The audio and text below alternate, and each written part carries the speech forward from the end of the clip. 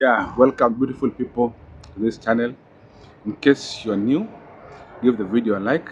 Don't forget to subscribe. Hit that notification button and also share, comment. Your comment will be highly appreciated because this video will be recommended to people who will watch this video. And one or two may render us a support the video and also support the creator. Join my membership there. You support also me. You can send a super thanks, anything you want. My phone number is up on the screen there. Anything you want to tell me, you can comment it. You can comment on my WhatsApp there. My email is also on my description. And also one thing is that my name is Ombili Oli from Africa, Kenya, East Africa, to be specific, a place called Nairobi, where now I stay. So this video for today, we're gonna focus about a lady called Maria. Maria went up and candid with me and shared this story to tell me, and it's about her life story. So she came first and told me that only I was born deep in the village of eastern part of Kenya, deep, deep, deep, deep, deep, deep, deep, deep, deep. The problem we have there, number one problem, is water. So water is a problem there. And number two, there's no rainfall. So during dry seasons, we go to the river and we dig wells in the river so that we can scoop water that is coming out of the river there. And we go there with donkeys. And we can go for around even 20 kilometers or 10 kilometers with donkeys and these tins. We call them mitungi tins. So we go and fetch water, we put in the tins, then load them on the donkey, go back home. Or if you have a cat, ox and cat, you can put drums and fetch water that you come back with it, you can use it for a week. So there also bathing is a problem because you bathe once a week, because if you bathe daily or you do like that, there's no water. So during rainy seasons is when we enjoy because we usually harvest the water and you can bath every daily. So even kids going to school, they only wash their faces and apply oil. And this oil is the one that's used for milking cows and goats. So me, I was born in a family of 5 boys, 3 girls, and I've gone through a lot. And I want to tell you this story first, like the video. So my dad and my mom had an arranged marriage, as they told me. My dad, my grandfather saw a beautiful girl, and my mother is very beautiful. She went there to talk to the grandfather of my mother, and they agreed. My dad of my mother, my grandfather of both sides, and agreed to pay 10 sheep and 5 goats, and that's how my mother was married to my dad. And my mother never went to school. My dad had gone to school up to class 7 those days. So my dad was somehow educated, but was still traditional. So my dad's sisters, my aunties, never went to school. So my grandfather would ensure that when they start having menses or they have grown breasts and they can see they have grown started mensing, he will sell them to men and marry them off at a very young age. So they believe that a man should go to school, but women no need to go to school because even if you school them, they'll be profitable to their husband's side. So this mentality from my grandfather also passed it down to my father. My father had 3 daughters and 5 boys. So my father, as we were around me, I was around 5 years. My brother was 7 years, and my sister was 10 years. My sister was already in school. So my sister going to school is that my sister used to love to go to church, and just the church used to have a school there. So my sister would force herself to go to school, and Now, my dad had nothing to do because she did not pay anything. It was free, and my sister was very bright. So the church school decided to sponsor my sister with education. But my father now used to pay school fees for my brother only. So me, I'm the third born, and there are still others coming. I'm the third born. So my father said I should wait. When he gets money, he'll take me to school. But my father had nothing that in mind. My sister used to go to school like that because also she got a sponsor.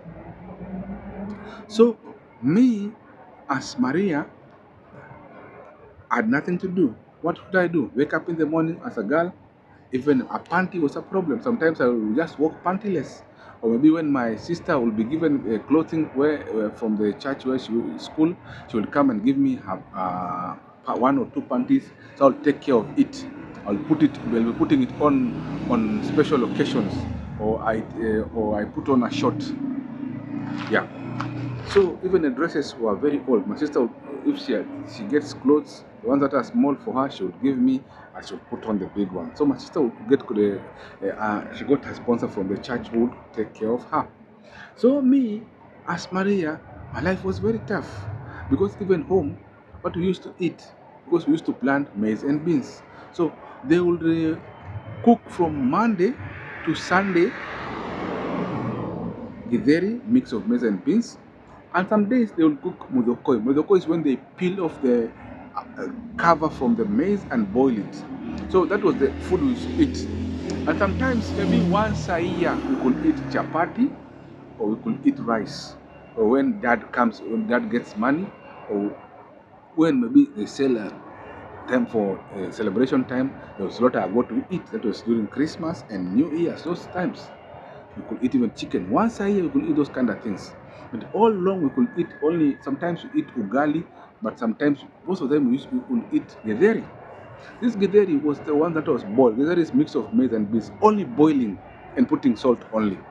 No oil. But we used to go our neighbors, they would eat oil. But my sister at school, the school we used to go to, there was food there. So my sister was no problem. We could eat there at food.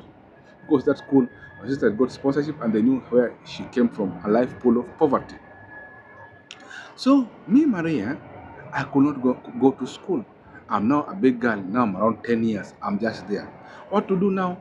My mother was just a housewife. She would go and also do what we call manual labor, go to other people, work. She would go to the school teachers, work there. They'll give her money. She will come and buy maybe salt, sugar, tea leaves. So my mother was just doing small menial jobs, going to work in people's farms.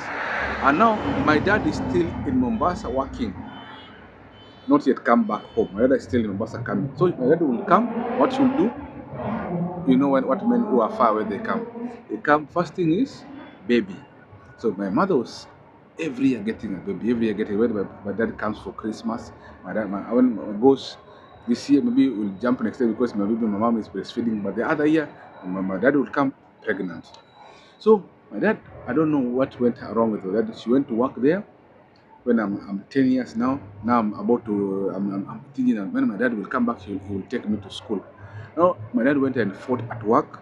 He was terminated. Now, he was forced to come back in the village. And he came back with his old things, mattress, blanket, very old things. You know, those days we used to have buses that will come from the city to the village. One time, so my dad came, but we were wondering, my dad usually comes in December, but how come my dad is coming in April there?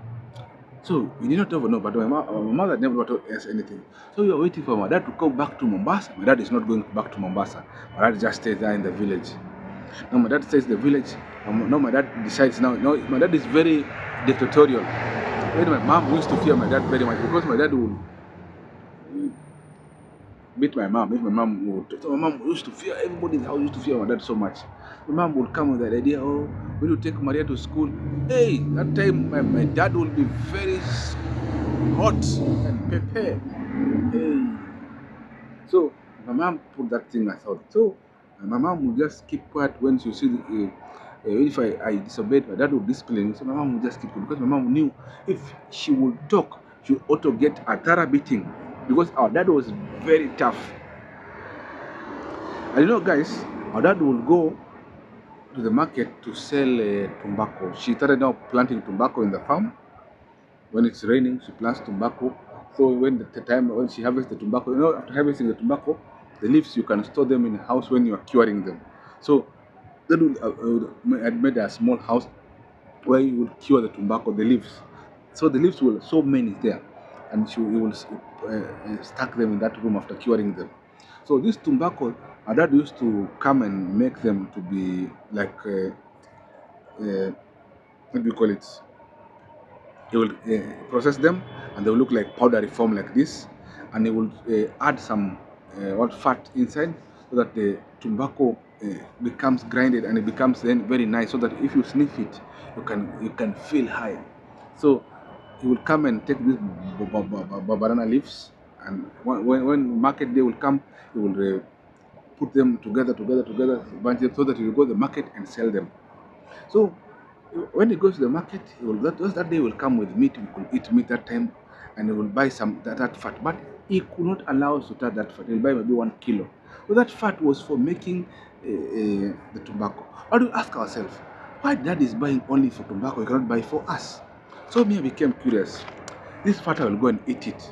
So I never knew that my dad, that fat, that time he'd mixed it with tobacco. So I went and took tobacco and put it in my mouth. It backfired on me.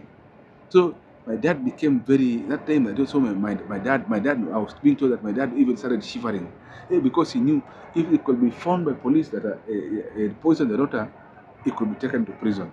So they gave me milk, took me to a small dispensary back there. It was a free dispensary owned by the church there. I was given a injection and a drip. And then after 2 days, I became okay. I became okay, and now I feared that tobacco very much, and I hated it because I hated that job that was doing tobacco. Because how come we are eating very bad food, boiled food, and my dad is using that cooking fat to make tobacco, and yet we are living very bad life. Even small, our dad can just give us, but our dad, everything in the house is boiled. My dad cannot even cook for us nice foods. So I hated my dad because of that. But now my job was to go and take care of the cows every day. I wake up in the morning, I'm just a girl, milk the cows, take a stick, go into the bushes every day. Every day I would just go and herd their cows with boys, and boys just took me as their sisters. Other boys there who are refused to go to school, who are parents, they are just there. We just walk with boys. We are just like friends. We play with boys. We come back to the house and in the evening with the cows. You milk them like that. So I knew how to milk a cow when I was around 10 years. So my sister finished class 8 and she passed. Well, I'm just still in the village, and she went to high school. To finishing high school, now the sponsor stopped sponsoring her. Now my sister was forced to go and look for work in Nairobi, where other ladies, other girls told her, let's go to Nairobi and look for work. When my sister arrived in Nairobi to look for work, she went and started working as a barmaid. No, first started working as a housemaid. Working as a housemaid for some time, the boss mistreated her. Now my sister started working as a barmaid. Now my sister now started getting some good money. She will come, started buying for us clothes. When she will come back home, buying for us clothes. So when I had some money and come and put some iron sheet for our dad's house because it was raining. When it was raining, so my sister now got some good jobs there, and she also was got a man. She got a baby. Now she took the baby and brought it in the village because she could not work with the baby. Because the man now was this man who ran away from his responsibility. So my sister came with the baby in the village and went back to work in the city.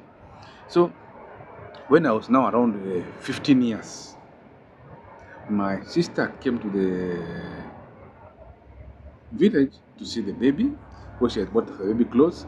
And now, now she has the baby back in the village. Now she has to come sometime, even in after 3 months, she will come to check on the baby because now she has to buy. Now, that time, now we could now start living a good life because my sister would come do some shopping, buy salt, sugar, cooking oil. Now our life started changing small.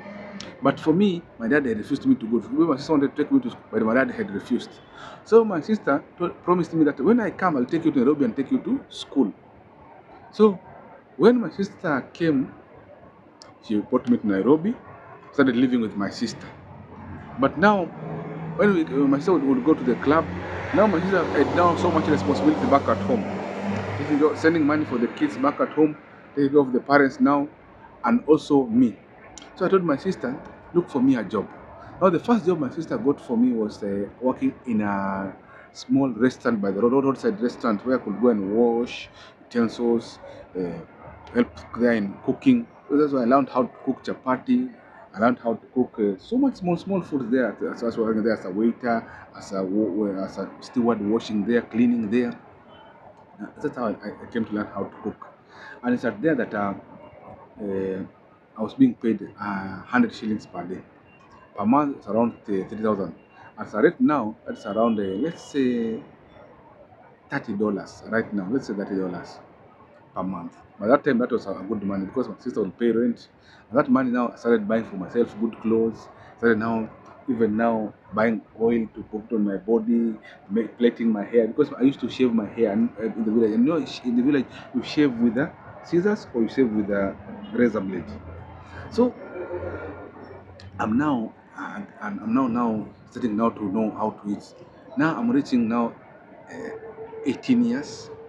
Another lady tells me that there's a job as a housemaid and it is paying nicely. So come, I'll give you 80,000. So I left that job and went out as a housemaid. So I worked as a housemaid. Now I'm also helping my parents back at home. I'm also paying my sister there nicely. So I looked at myself. My sister is having boyfriends who are coming into the house. Now I'm forced to sometimes even to sleep in the neighbor's house when the boyfriend comes. What do I do now? Let me rent my own house next there. I rent a next house there. So I work as a house girl, going, coming. But sometimes that boss starts misbehaving. I leave that job. After leaving that job, I come back to my sister there, but still in my house. My sister tells me, you are now a big girl now. You are now 18 years. Let me teach you to work in a bar as a hostess, as a waiter. My sister now takes me to another pub where she used to work a long time. You know those village pubs. Now she tells me, don't allow men to touch you. Be strict because these men they will use you and abuse you. So I started working there as a barmaid for some time now. Everybody has his own house. Even my sister brings boyfriend, I don't care now. I can even have my own house. Now it was just there as a housemaid. That when a guy came there from this guy was coming from Mombasa there, and this guy was Tanzanian. So this guy used to frequent there was a very nice customer there. So it's a one very good patron. He used to spend money there because this guy was a long distance truck driver. So this guy comes there, started working there. So we just become friends. Then sometime I see this job of working in a bar. I've got some money. Let me go and open a kibanda. I don't want this bar now. Let me go and open a kibanda. I survive there. I don't want this bar. So this guy also tells me this job not good. So we are now becoming friends. So now I go start a kibanda. This guy also starts supporting me. I don't know what this guy wants. But this guy starts supporting me. My kibanda, my grocery stall now grows up. Now I'm surviving on myself. My sister is there alone with her boyfriend. Me, I'm just here alone. Now this man from Tanzania tunes me. I find myself pregnant for this guy, the first pregnancy. Now I'm just with this guy. This guy moves in, start living with this guy. The second pregnancy. Now the funniest part is that this guy, I don't know who told this guy was married in Tanzania, and he had around two wives in Tanzania. So one wife was told by another guy. This guy also has a wife in Kenya, and I'm having how many kids too. Now this wife comes to Kenya secretly. He comes to where I work and warns me that he will beat me. Me, I did not ask. I don't know you. This man has been with me for around now 4 years. Me, I don't know that this man has two wives. This man has two wives in Tanzania, and you're the one who's making this man not take care of us. This man has now left us. Everything is doing on you. And I don't know what is happening now. Now, the next day, I came to check, morning now, I came to check my stall. I found that it has been destroyed and all the wood taken and everything, all my stock. I know I'd gone to the market to buy what I will sell in the morning. Now I'm forced to put down a sack and sell down there my wares. After investigation, I came to find that the wife of this guy is the one who sent goons to come and destroy it. Eh, I kept quiet. The next day, I don't know who told this wife where I used to stay the house. Now she came to the house. Now I'm still a young girl, 20, 22 years. Now this lady came and beat me up, beat me up, beat me up. Hey man, I was having so much scars. At that time, I'm pregnant for the dad's child. Now, after being beaten like that, now this lady saw that I'm dead, but I was unconscious. Neighbors came and took me to hospital. I have two kids, small, small like this, and I'm pregnant. Now this man, hearing that this has happened, he knew that this man knew now, hey, I can also be arrested. Now this man went to Tanzania. Now I'm left there, pregnant with this third kid. Hey, and this man now, problems now arise, guys. Now I'm struggling. And in that case, after giving birth, I had so much friends there who used to help me. The ladies who used to work with there. Now, and I was saving some money because I was saving some money. Now, my sister had opened a club. Now, my sister now becomes sick. I have to take care of my sister every time at the hospital. Every time at the hospital, all the money my sister had, all the stock in the club, all my money. Man, I suffered. After now, I've finished all the savings I have, all the money I had. Even I had saved some money to go and buy land for my dad so that they can continue farm. Also, I wanted now to change also their house. Now what happens, guys? Now my sister passes. Now I'm left with so much problems now. I have my younger brothers back home. I have now my kids. How to survive? What do I do? I'm forced to take these kids back home, even the last born, to come back. Now, because I used to, I don't have money to start that small shop. Where do I start now? I go now to that pub that I used to work with before. I talk to the lady there because there you just go and start working there. But as I'm working there, these old men will come, they abuse you. Some will even go and sleep with me. They promise me they'll give me something, they don't give me something. So they took me as a prostitute. But I used to put, I don't know this behavior again. These men are misusing me so much because they know I have problems. So I said, no. Let me, again, daytime, because the club is open at night, let me now look for money. I also open a kibanda so that even I can be putting someone to sell me when I go to the bar to work. So like that, the kibanda started opening up. Life started now becoming also good now. Now, the kibanda, now something happened next. Kanjo came and destroyed all the kibandas on the road. Kibandas are those small grocery shops on the road, those kiosks. Destroyed all of them. And the estate we were living in, the ghetto, someone set it ablaze. Now I'm forced to locate another place to stay now. I located another place to stay now. And now when I located another place to stay now, I started working there in another club. Now all the money I'm getting in that club, guys, is now to take care of my younger siblings. My father now, I know my father's behavior, he doesn't want us to go to school. So I'm forced to take all my other brothers to school. Some of them finish school, some of them even go to good jobs, some of them I take to colleges. They became, I now change the brothers' lifestyle. All my brothers, took them to courses, others took them to carpentry, others took them to metalwork, masonry. So most of my brothers and my sister I took them in her up to finishing school. I asked myself, This is my younger sister. I don't want her to be like me. Also, my younger brother, I don't want them to be like me. So I worked very hard. The little money I used to get, I took all kids to school. Even my sister's kid, I took her to school because now I had a problem that I don't want. My sister passed very well. When my sister's kid went to university, so I struggled because I saw my brother, my father refused to take me to school. I could not allow this behavior to continue in our family. So I decided that all my brothers, the younger ones, they have to get educated, and most of them listened to me. Even my kids, I took them to school.